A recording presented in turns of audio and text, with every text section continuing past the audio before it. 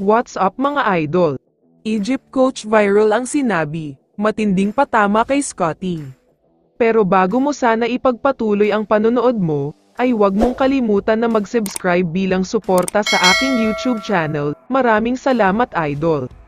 May konting update lang tayo sandali tungkol sa posibleng maging addition sa lineup ng Gilas Pilipinas, para paparating na FIBA Asia Cup qualifier sa Huwebes. Dahil ayon sa mga source ay posibleng makasama dyan si Renz Abando.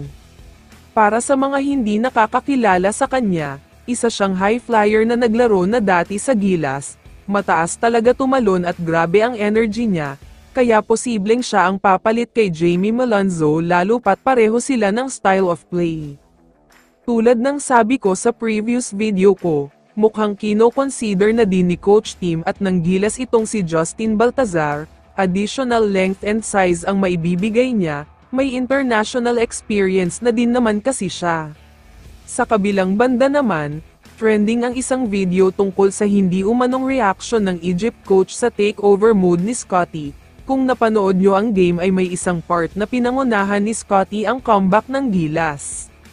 Frustrated talaga ang Egypt coach sa nangyari, kaya nagalit siya at the same time ay nabilib kay Scottie sa sobrang husay nito. Isang kakaibang experience siguro sa isang player na magagalit sa iyo ang isang coach dahil sa husay at galing mo.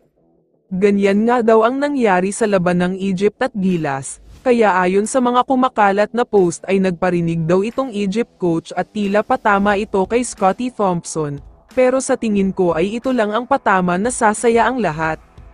Ayon sa Egypt coach, may isang player daw ang Gilas na nakuha ang atensyon niya. Napanood daw at sinubaybayan daw niya ito sa laban, isang guard pero grabe ang puso dahil sa mga hustle plays na ginagawa niya. Nakita daw niya kung gaano kagusto ni Scottie manalo, kaya bilib na bilib daw siya sa ganitong klaseng player, punong-puno ng determinasyon manalo, at handang-handang makipagpalitan ng mukha para lang manalo sila.